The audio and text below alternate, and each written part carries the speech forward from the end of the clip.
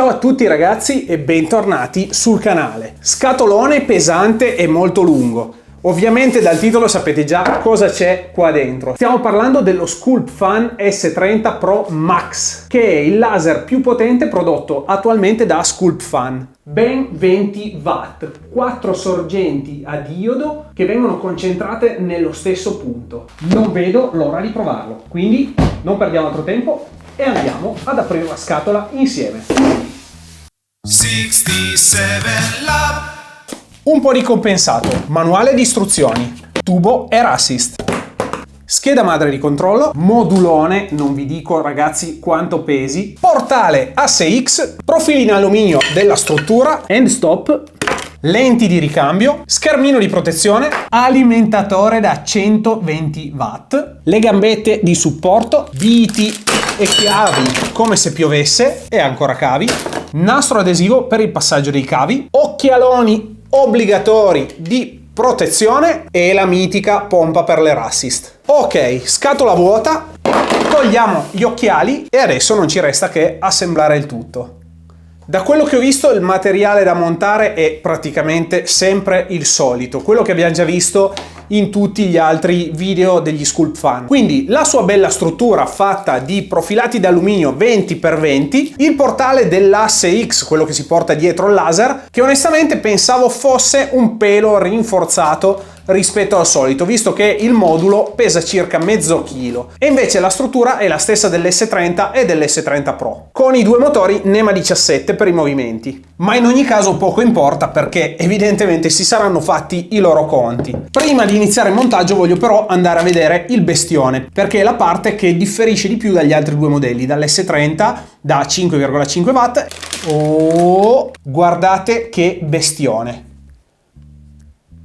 Andiamo a vederlo da vicino. La struttura, come vedete, è molto più massiccia rispetto agli altri due modelli di potenza inferiore. Abbiamo la slitta di fissaggio nella parte posteriore, lateralmente la connessione alla quale arrivano alimentazione e segnale, un bel uggellazzo per l'Air Assist, ovviamente tutto in metallo e ovviamente molto più grande rispetto a quelli che abbiamo visto fino ad adesso, e nella parte superiore un bel ventolone da 60 mm.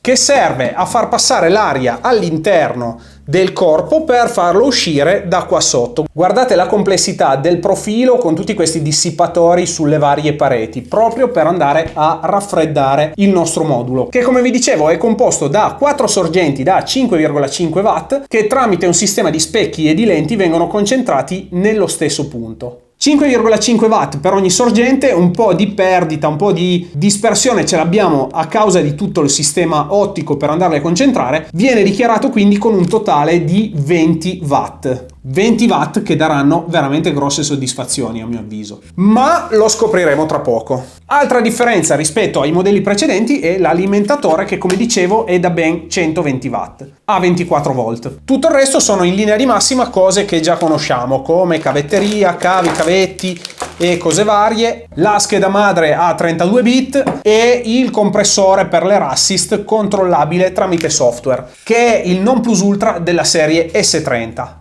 Iniziamo davvero con il montaggio.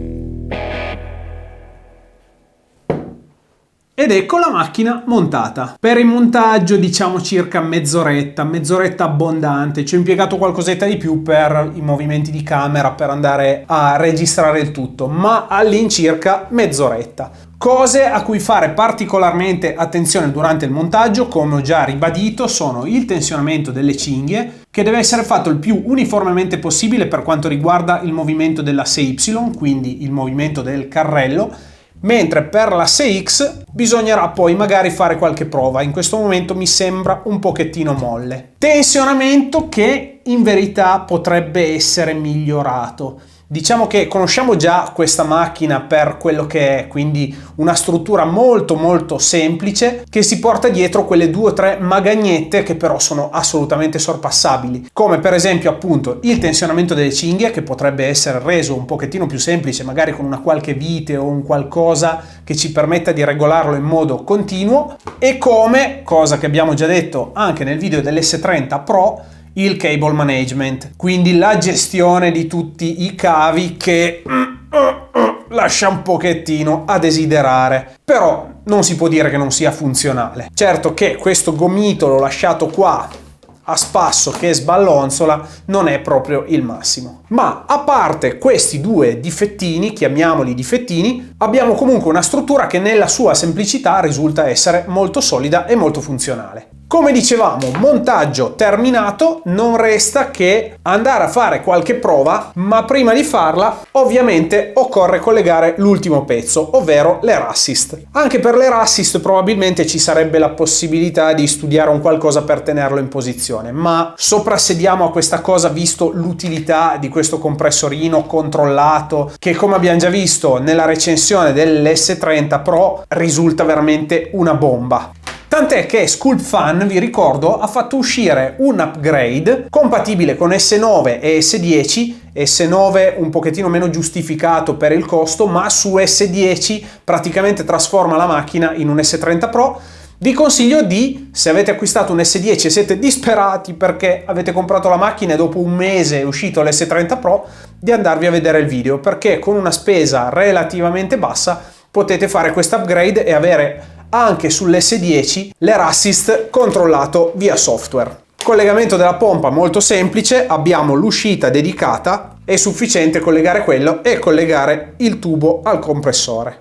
A questo punto direi che non ci resta che andare a fare qualche prova. Quindi andiamo a collegare questo bel alimentatorone da 120 watt e proviamo ad accenderlo, per poi andarla a torturare un pochettino con qualche materiale magari un pochettino più spesso del solito. Ho piazzato il computer, ho piazzato l'Honeycomb, che a maggior ragione su macchine così potenti conviene utilizzare proprio per lasciare sfogare nel caso di taglio. Direi proviamo ad accendere. Mamma mia, che ventolona! Adesso proviamo ad attaccarlo al computer. Avete visto? Mouse nuovo. Recensione. Ok, azzeramente eseguito. S30 Pro Max connesso a Lightburn. Un piccolo suggerimento: quando vedete che il laser non viene rilevato in automatico, su Lightburn è sufficiente controllare se per caso il laser si è già connesso. Se si è già connesso conviene cambiare la porta COM e poi provare nuovamente col rilevamento automatico. In questo modo verrà rilevato subito. Altra piccola nota da fare: rispetto alle istruzioni che dicevano di montare l'end stop in questa vite, essendo il modulo molto più grande dobbiamo andarlo a montare nella vite successiva, altrimenti, come è successo a me, il laser col primo azzeramento andrà in collisione con il profilo che abbiamo qua davanti. Nulla di grave, ma se lo sapete subito evitate questo piccolo inconveniente. Voglio partire con le cose facili, quindi compensato da 3 mm. Calcolate che con l'S30 Pro da 10 watt un compensato da 3 mm si taglia a circa 300 mm al minuto, 30 cm al minuto, all'80-90% di potenza. Poi si gioca un pochettino su questi parametri. A seconda del compensato bisogna fare i test. Quindi qua vado direttamente a lasciare la potenza intorno all'80%, Air Assist acceso e 600 mm al minuto. Mi raccomando, sempre gli occhiali, quelli verdi non li sopporto tanto perché poi si vede tutto rosa, e proviamo a fare i soliti esagonini. Siamo pronti per il primo taglio, 600 mm al minuto, 80% di potenza, air assist acceso, così vediamo se funziona anche la pompa. Pompa partita, va a una velocità impressionante, mamma mia quanta prepotenza. Ragazzi, è pazzesco, a parte il fumo. Come al solito dovrei utilizzare una maschera, però per questi test preferisco farmi vedere in faccia. L'esagono centrale è caduto. Cacchio, e mi ero pure dimenticato di mettere a fuoco. Infatti eravamo sotto di circa 5 mm. Andiamo a mettere a fuoco come si deve. Messa a fuoco scomodissima, 4 viti, ci vuole una vita. Ok, adesso siamo messi a fuoco, andiamo a fare il frame e a ripetere il taglio. Stessi parametri e via.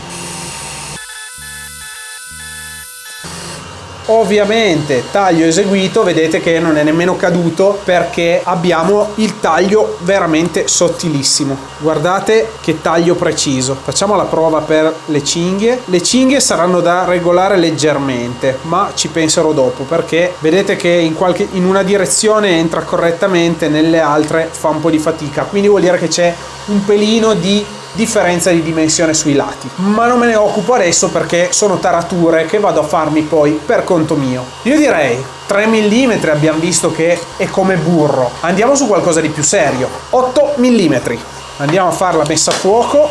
Ovviamente dobbiamo andare a cambiare i parametri. Proviamo a farlo in modo proporzionale. 8 mm è circa il triplo di 3. Facciamo un 200 mm al minuto, ma alziamo un pelino la potenza. Voglio fare la prova estrema, conviene fare più passate in questi casi, ma io voglio andare con una passata sola e tagliarlo di prepotenza, quindi 90%, 200 mm al minuto. Vediamo cosa succede. Giù gli occhiali e via. Il fumo esce da sotto, quindi stiamo passando alla grande.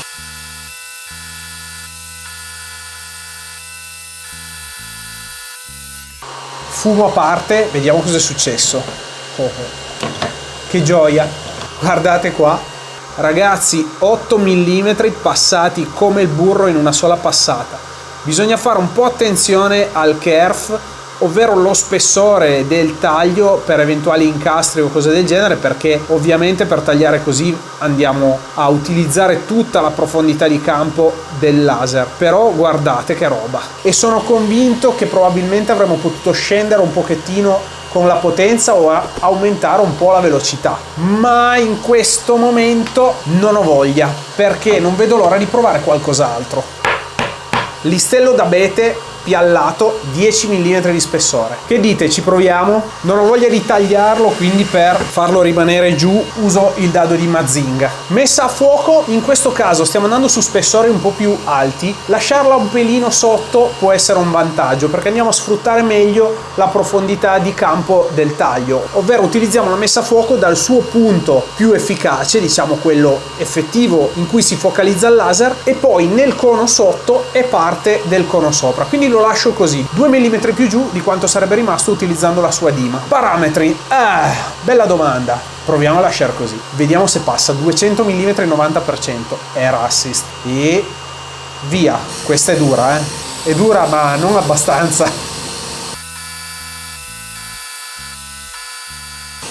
Vedo il legno che è già caduto sotto. So che sentite un po' di rumori, ma ho attaccato anche la cappa di aspirazione che c'è là nell'angolo. Quindi ventola di qua, cappa d'aspirazione, ma almeno faccio evacuare un pochettino di fumo. Andiamo a vedere il risultato. Pazzesco, tagliato, e non sto scherzando. Ah no, non era 10 mm, era 8 mm. In ogni caso 8 mm di abete, tagliati anche loro in una passata. Però voglio farvi vedere che non vi ho raccontato una balla. Da hobby mi hanno fregato, 10 mm per 95 per un metro. 10 mm un cazzo, pazienza. Sono felicissimo lo stesso. E visto che il 10 mm non ce l'ho, compensato da quasi 20 mm. In questo caso purtroppo non posso fare l'esagonino, andiamo a segarlo in due. E con che parametri? 20 mm andiamo di nuovo in proporzione, lascerei invariata la potenza al 90%, mi raccomando non andate mai al 100% a meno che non abbiate particolari necessità per evitare di consumare il diodo. Ok, dovremmo essere in posizione, proviamo a tagliare di nuovo in un colpo, dubito che ci riusciremo ma proviamoci. Scendiamo a 100 mm al minuto, giù gli occhiali e facciamo questa prova. Non vedo fumo uscire da sotto. Beh, non l'ha tagliato, però è arrivato a un buon 80% dello spessore. Non mi arrendo, 80 mm al minuto e 95% di potenza.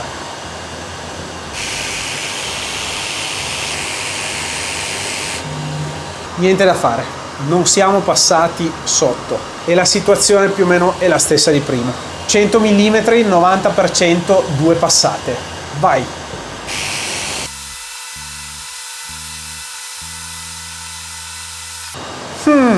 Ancora nulla, ma vedete che se sforzo un pochettino sembra aprirsi. Ah, ho rotto il compensato, cazzo.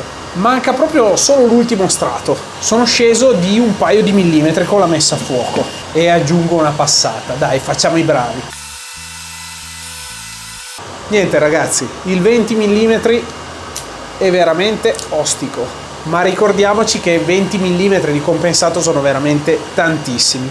Io non andrei oltre con le prove, principalmente perché ok, sono convinto che magari facendo 5 passate o qualcosa del genere si riesca ad ottenere il risultato, ma in ogni caso passare molte volte mi va a danneggiare il legno, vedete che rimane molto bruciato in certi punti e quindi tra l'altro c'è anche il rischio di incendio e in ogni caso a queste velocità io non andrei mai a tagliare.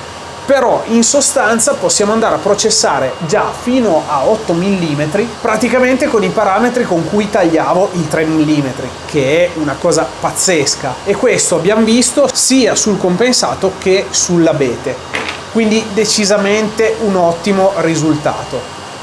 Adesso facciamo ancora una prova. Sapete cos'è questa? Questa è una bandella di acciaio inox da 3 centesimi, quindi molto molto sottile. Guardate, al di là del fatto che ci sia scritto sopra, abbiamo 3 centesimi di acciaio inox. Non dovrei farlo, perché è una prova veramente inutile, perché non ci servirà mai fare un taglio del genere, ma voglio testare un pochettino le capacità di questo laser, per cui faccio comunque un test. Una passata, 100 mm al minuto, 95% di potenza, solo per vedere cosa succede.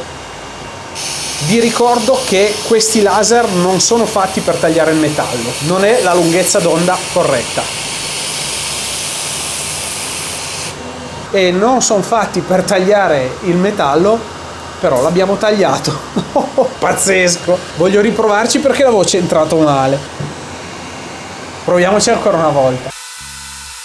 Oh raga, tagliato di brutto, guardate con quanta prepotenza, guardate qua, tagliato di netto, fantastico, non serve a niente, ma pensare di poter tagliare del metallo è fighissimo. Vado a spegnere la cappa e spegniamo anche il laser. Ah, che pace.